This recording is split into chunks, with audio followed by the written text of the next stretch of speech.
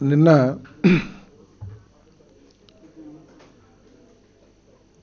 Polavaram project YSR Congress party నాయకులు విజయసాయి రెడ్డి గారు, జగన్మోహన్ రెడ్డి గారు, ఇంకా కేవీపీ రామచంద్రరావు గారు అడ్డుకుంటున్నారని చెప్పేసి నిన్న దేవినేని ఉమామహేశ్వరరావు గారు ఒక ప్రెస్ మీట్ పెట్టారు. ఒక బాధ్యత కలిగిన సీనియర్ మంత్రిగా,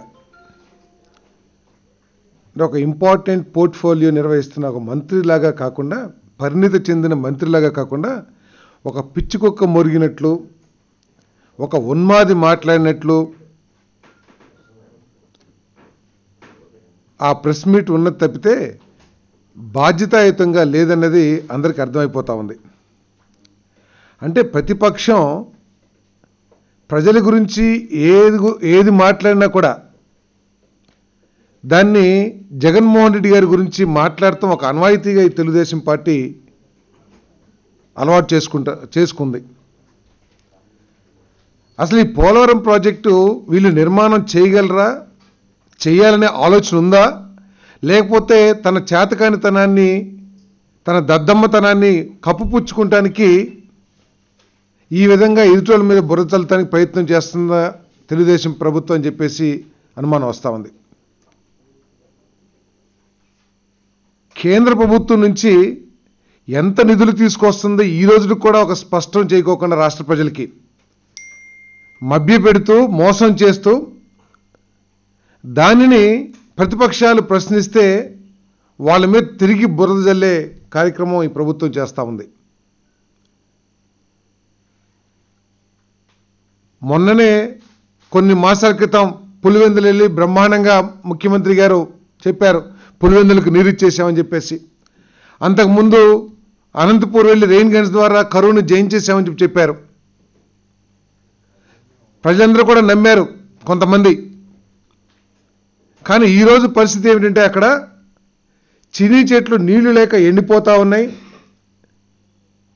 అనంతపూర్లో అన్ని జిల్లాలు కూడా కరువు మండలాలుగా ప్రభుత్వమే ప్రకటించింది. ఈ సందర్భంగా మాట్లాడితే పోలవరం ప్రాజెక్టుని ఆపేస్తున్నారు అని చెప్పేసి ఒక ప్రచారం చేస్తూ ఉన్నారు. పోలవరం ప్రాజెక్టుకి బద్ద వ్యతిరేకి రాష్ట్రంలో ఎవరైనా ఉన్నారంటే అది చంద్రబాబు నాయుడు గారు కాదా అని చెప్పేసి నేను ప్రశ్నిస్తా ఉన్నాను. నేను 9 సంవత్సరాలు ముఖ్యమంత్రిగా ఉన్నప్పుడు కనీసం ఆ రోజు దాదాపు అన్ని సంవత్సరాలు కూడా చంద్రబాబు నాయుడు గారు ఉన్నప్పుడు కరువు సంవత్సరాలే. ఆ రోజు నువ్వు కనీసం ఆలోచన చేయకోకుండా ఈరోజు నువ్వు అదేదో నీ మానస పుత్రిక అయినట్టు లేకపోతే నీ మేధస్సులో నుంచి వచ్చిన ప్రాజెక్ట్ లాగా మీరు చిత్రీకరించుకుంటాం సిగ్గుచేటుగా లేదా అని చెప్పేసి నేను అడుగుతా ఉన్నాను. నేను కేంద్ర ప్రభుత్వమే పూర్తిగా బాధ్యత తీసుకుని ప్రాజెక్టు నిర్మాణం చేసి ఆంధ్రప్రదేశ్కి అప్పజెప్పాలని చెప్పేసి విభజన చట్టంలో ఉంటే దాన్ని నీ స్వార్థం కోసం ఆ రోజు కేంద్ర ఆర్థిక మంత్రి గారు కూడా చెప్పారు, state government is sowing special interest అని చెప్పేసి. ఆ స్పెషల్ ఇంట్రెస్ట్ ఏంటో చెప్పాల్సిన అవసరం రాష్ట్ర ప్రభుత్వం మీద ఉంది. స్పెషల్ ఇంట్రెస్ట్ తీసుకుంటుంది కాబట్టి ఈ ప్రాజెక్ట్ని చట్టం అనుమతించకపోయినప్పటికీ కూడా ఈ ప్రాజెక్ట్ని నువ్వు నిర్మాణం చేయాలని చెప్పేసి, రాష్ట్ర ప్రభుత్వం నిర్మాణం చేయాలని చెప్పేసి టేకప్ చేసింది. ఓకే, సంతోషమే. కానీ ఎంత కేంద్ర ప్రభుత్వం నుంచి నువ్వు ఎంత నిధులు తీసుకొస్తా ఉన్నావు? ఇది 16,000 కోట్ల లేకపోతే 42,000 కోట్ల అని చెప్పేసి అడుగుతా ఉన్నాం. 2013 ఎస్టిమేట్స్ ప్రకారం 16,000 కోట్లు అన్నారు. 2017కి దాన్ని 42,000 కోట్లకి పెరిగిపోయిందని చెప్పేసి రాష్ట్ర ప్రభుత్వమే చెప్తుంది. మరి 42,000 కోట్లు కేంద్ర ప్రభుత్వం శాంక్షన్ చేస్తుందా, లేక 16,000 కోట్లు ఏదైతే ప్రెస్లో వచ్చిందో అది వాస్తవం అని చెప్పేసి ఈరోజు కూడా నువ్వు చెప్పలేని స్థితిలో ఉండి నీ చేతకాంతనాన్ని కప్పిపుచ్చుకుంటూ నువ్వు కేంద్ర ప్రభుత్వం కాళ్ళ మీద పడిపోయి వాళ్ళని నిలదీసే దమ్ము లేక నీ నోటు ఓటు కేసు కానివ్వండి, లేకపోతే నీ స్వార్థపరమైన ఇతర లావాదేవీలు కానివ్వండి, దాని మూలంగా నువ్వు కేంద్ర ప్రభుత్వాన్ని నాకు 42,000 కోట్లు ఇస్తావా ఇవ్వవా అని అడిగే దమ్ము లేక ప్రతిపక్షాల మీద విమర్శలు చేయటం ఎంతవరకు సబ్ అని చెప్పేసి మేము అడుగుతా ఉన్నాం. మేము చెప్తా ఉన్నాం తెలుగుదేశం పార్టీకి, ఈ ప్రాజెక్ట్ అకౌంట్లో ఆంధ్రప్రదేశ్ రాష్ట్ర ప్రజల మీద ₹1 భారం పడ్డా కూడా ప్రజలు క్షమించరని చెప్పేసి మనం చేస్తా ఉన్నాం.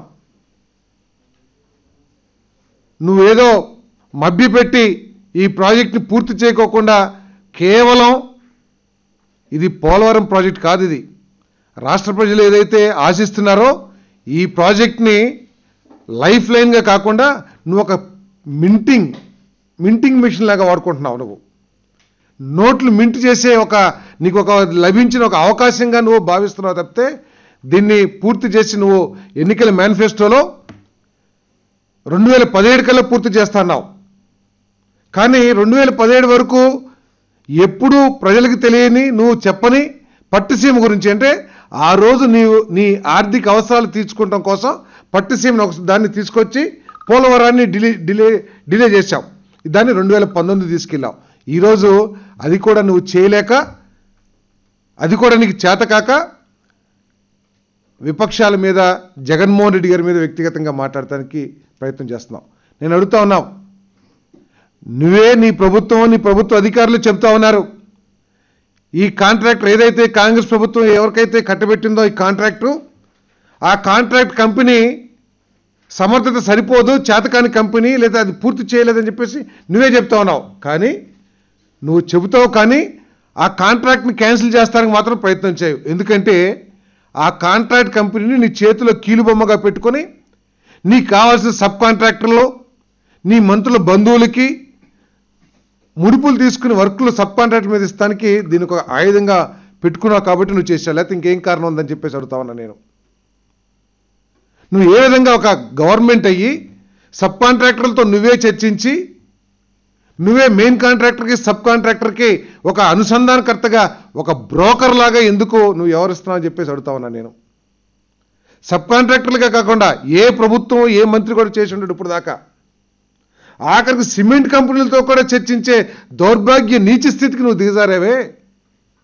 అంటే సిమెంట్ ధరలనేమో ఇబ్బడిముబ్బడిగా పెంచుకొని ఇస్తావు.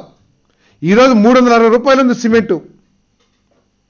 నువ్వు ఎప్పుడైనా సరే ఈ రాష్ట్ర ప్రాజెక్టుల మీద ఆర్థిక భారం పడుతుందని కానీ, లేకపోతే రాష్ట్ర ప్రజల మీద ఆర్థిక భారం పడుతుందని కానీ కనీసం సిమెంట్ ధరలు తగ్గించడానికి నువ్వు ప్రయత్నం చేసావా? ఇంత పెద్ద ప్రాజెక్టులు తీసుకున్నప్పుడు ఏ బేసిస్ మీద సిమెంట్ కంపెనీలు ధరలు పెంచుకుంటా పోతే గుడ్డివాడిలాగా నీ ప్రభుత్వం ఎందుకు చూస్తుందని చెప్పేసి అడుగుతా ఉన్నా నేను.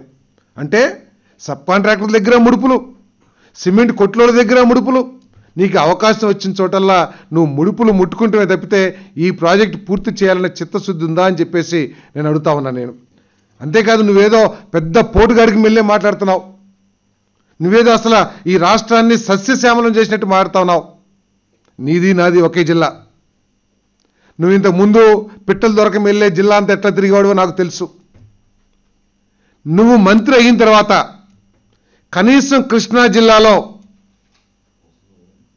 పూర్తి స్థాయి నీటిని అందించగలిగావా? నీ ఆధ్వర్యంలో ఎంత సిగ్గుచేటైన విషయం అంటే కృష్ణా డెల్టాలో కూడా క్రాప్ హాలిడే ప్రకటించే విధంగా నువ్వు పరిస్థితులు తీసుకొచ్చావు. నీ అంత చేతకాని దద్దమ్మ ఇంకెవరూ కూడా ఇప్పటి వరకు ఈ రాష్ట్రంలో మంత్రి కూడా అయ్యి ఉండడని చెప్పేసి నేను భావిస్తామన్నా నేను. నువ్వు ఇప్పటికైనా స్పష్టం చేయి, పోలవరం ప్రాజెక్ట్ నిర్మాణం చేస్తానికి కేంద్ర ప్రభుత్వం అంగీకరించిన, ఆమోదించిన బడ్జెట్ ఎంత? 42,000 కోట్ల, లేకపోతే 16,000 కోట్ల? ఆ 16,000 కోట్లలో మాకున్న సమాచారం ఏమిటంటే ఇప్పటి వరకు పెట్టిన ఖర్చును తీసేసి మిగిలిన సొమ్ము మాత్రమే, మిగతా బడ్జెట్ మాత్రమే ఇస్తామని అన్నారు. దీన్ని ముందు స్పష్టం చేయి. అంతేగాని పిచ్చివాగుడు, టీవీలు ఉన్నాయి కదా, కెమెరాలు ఉన్నాయి కదా, నువ్వు మంత్రి కదా అని చెప్పేసి పిచ్చివాగుడు వాగొద్దు. ఈరోజు రాష్ట్ర ప్రజలు తెలుసుకోవాలనుకుంటుంది ఏంటంటే కేంద్ర ప్రభుత్వం పోలవరం ప్రాజెక్టుకి ఆమోదించిన బడ్జెట్ ఎంత? నువ్వు నాబార్డుతో చేసుకున్న అగ్రిమెంటు ప్రాజెక్ట్ కాస్ట్ ఎంత? పూర్తి 40 నువ్వేదైతే చెప్పావో 3 సంవత్సరాల్లో నీ దోపిడీ కోసమో, నీ ముడుపుల కోసమో, కాంట్రాక్టర్లకి దోచిపెట్టడం కోసమో ఎస్కలేషన్లు ఇవన్నీ కలిపి ఏదైతే 16,000 కోట్ల నుంచి 42,000 కోట్లకి పెంచావో దాన్ని కేంద్ర ప్రభుత్వం అంగీకరించిందా, లేకపోతే నువ్వు దొంగవని నీ ప్రభుత్వం అంతా కూడా దొంగ దోపిడీ పనులు అని చెప్పేసి గుర్తించిన కేంద్ర ప్రభుత్వం ఆ 16,000 కోట్లకే సీజ్ చేసిందా, క్యాప్ బిగించిందా చేయమని చెప్పేసి మేము డిమాండ్ చేస్తాను. అంటే ఒక ప్రధాన శాఖ, రాష్ట్ర భవిష్యత్తుకు సంబంధించిన శాఖ ఇటువంటి చేతకాని దద్దమ్మకి ఏ విధంగా ఇచ్చారో మాకు అర్థం కావట్లేదు. నెంబర్ 1 రాష్ట్ర ప్రభుత్వ సర్వేలోనే నెంబర్ 1 అని చెప్పారు. ఎవరు? పీతల సుజాత గారిని. ఆ పీతల సుజాత గారిని మాత్రం పాపం దళితులకు సంబంధించిన మంత్రి కదా, మాట్లాడలేదు అని చెప్పేసి ఆవిని మాత్రం తీసేశారు. మరి ఇటువంటి వేదలు మాత్రం ఎందుకు కొనసాగిస్తున్నారో చంద్రబాబు నాయుడు గారు ఒకసారి ఆలోచించాల్సిన అవసరం ఉందని చెప్పేసి మనం చేస్తామని నేను మా జిల్లాలో అనుకునేది ఏమిటంటే, ముడుపులు బ్రోకరిజం బాగా చేస్తున్నాడు, బ్రోకరిజంలో నెంబర్ 1, అందుకని కొనసాగిస్తున్నాడని చెప్పేసి కూడా అనుకుంటా ఉన్నారు. ఇవన్నీ పక్కన పెట్టి ఎంతసేపు జగన్మోహన్ రెడ్డి గారు ఆపారు, విజయసాయి రెడ్డి గారు లెటర్ రాశారు, లేకపోతే కేవీపీ రామచంద్ర గారు లెటర్ రాశారు. ఆ లెటర్కి సమాధానం చెప్పు, నువ్వు అధికారంలో ఉన్నావు కాబట్టి. ఏదైతే ప్రతిపక్షాలకి ప్రజలకి అనుమానాలు ఉంటాయో వాటిని నివృత్తి చేయాల్సిన బాధ్యత నీది. అంతేగాని ఏదైనా ప్రశ్నిస్తే ప్రాజెక్ట్ని ఆపుతున్నారని అనటం సబబు కాదు.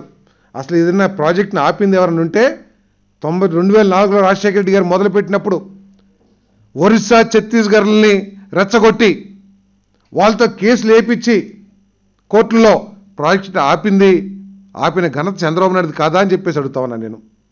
అక్కడ దాకెందుకు దేవినేని ఉమామహేశ్వరరావు గారు వాళ్ళ పార్టీకి సంబంధించిన రైతులతో బాపులపాడు మండలంలో కేసులు వేయించి ఆ రోజు కెనాల్స్ తవ్వుతుంటే అడ్డుపడి ఈరోజు ఈ ప్రభుత్వం వచ్చిన తర్వాత అంటే 10 సంవత్సరాల తర్వాత వాళ్ళతో కేసులు ఎత్తేపించుకుని కాలువలు తవ్వి ఆ కొంత ప్రాంతంలో కాలువలు తవ్వి మేమేదో చేసామని చెప్పేసి చెప్పుకుంటున్న నీచమైన సంస్కృతి నీది కాదా అని చెప్పేసి అడుగుతా ఉన్నాం. దయచేసి ఏదైతే అనుమానాలు ఉన్నాయో ప్రజలకి వాటిని నివృత్తి చేయండి, కానీ ఇటువంటి పిచ్చి ప్రలాపలో పేలొద్దని చెప్పేసి మనం చేస్తాను. వైఎస్ఆర్ కాంగ్రెస్ పార్టీ ఏది ప్రశ్నించినా అది జనం కోసమే. మీలాగా టీడీపీకి ఏమైపోయిందంటే వైఎస్ఆర్సీపీ జనం గురించి ప్రశ్నిస్తుంటే టీడీపీ మాత్రం ఎంతసేపు జగన్ జగన్ జగన్ అని ఒక ఫోబియా పట్టుకున్నట్టు మాట్లాడుతూ ఉన్నారు. అది సబబు కాదని చెప్పి చెప్తా ఉన్నాం. ఏదండి మానిటర్ ఉన్నా లేకపోయినా వాళ్ళు ప్రాజెక్ట్ కాస్ట్ని 2013 ఎస్టిమేట్స్ ప్రకారం అని చెప్పేసి వాళ్ళు స్పష్టంగా ప్రెస్ మీట్లో చెప్పారు, పేపర్లో కూడా వచ్చింది. అంటే 2013 ఎస్టిమేట్స్ ప్రకారం అయితే అది 16,000 కోట్లే. దాంట్లో కూడా స్పష్టం చేసింది ఏమిటంటే ఇంత ముందు పెట్టిన ఖర్చుని తీసివేసి పవర్ ప్రాజెక్ట్ని తీసివేసి మిగతా బడ్జెట్ని మిగతా ప్రాజెక్ట్ కాస్ట్ని ఇస్తామని చెప్పారు. అంటే మరి మాకు అనుమానం, ప్రజలకు అనుమానమే కదా. 42,000 కోట్లు అని చెప్పేసి రాష్ట్ర ప్రభుత్వం చెప్తా ఉంది, కేంద్ర ప్రభుత్వం ఏమో 16,000 కోట్లు మైనస్ ఆల్రెడీ ఖర్చు పెట్టిందని చెప్తా ఉంది. ఇటువంటిప్పుడు ప్రజలు అనుమానం పడతాం సబబా కాదా? ప్రతిపక్షం ప్రశ్నించాల్సిన బాధ్యత ఉందా లేదా? దానికి సమాధానం చెప్పుకోకుండా నువ్వేదేదో మాట్లాడతావు జగన్మోహన్ రెడ్డి గారు, లేకపోతే ఇంకా అది ఇది అని చెప్పేసి. అంటే నువ్వు సమాధానం చెప్పలేని చేతకాని పరిస్థితుల్లో ఉన్నావు అన్నమాట. నువ్వేదో లాలూచీ పడి కేంద్ర ప్రభుత్వంతో నువ్వేదో స్వార్థం కోసం వాళ్ళ ముందు మోకరిల్లే పరిస్థితి ఉంది కాబట్టి నువ్వు దానికి సమాధానం చెప్పలేక ఈ విధంగా విమర్శలు చేస్తున్నావు అని చెప్పేసి మేము అర్థం చేసుకోవాల్సి వస్తుంది. మేము పెరిగిందని ప్రశ్నిస్తలా, పెరిగితే 16,000 కోట్ల నుంచి 42,000 కోట్లకి పెంచారు కదా, పెంచారని పెరిగిందని చెప్పేసి మీరే చెప్తున్నారు కదా. ఆ 42,000 కోట్ల రూపాయలు ఎవరు భరిస్తారు? మీరేదో చాలా గొప్పగా చెప్పుకున్నారు, 90% నుంచి 100% మేమే సాధించామని చెప్పేసి. అంటే 10% అంటే 1,600 కోట్లు, అంటే 1,600 కోట్లు సాధించామని చెప్తున్నారు. కానీ మిగతా 26,000 కోట్ల రూపాయలు ఏదైతే ఉందో పెరిగింది, ఆ 26,000 కోట్లు కేంద్ర ప్రభుత్వం ఇస్తుందా లేదా అది చెప్పండి. దాని గురించి మేము ప్రశ్నిస్తున్నాం.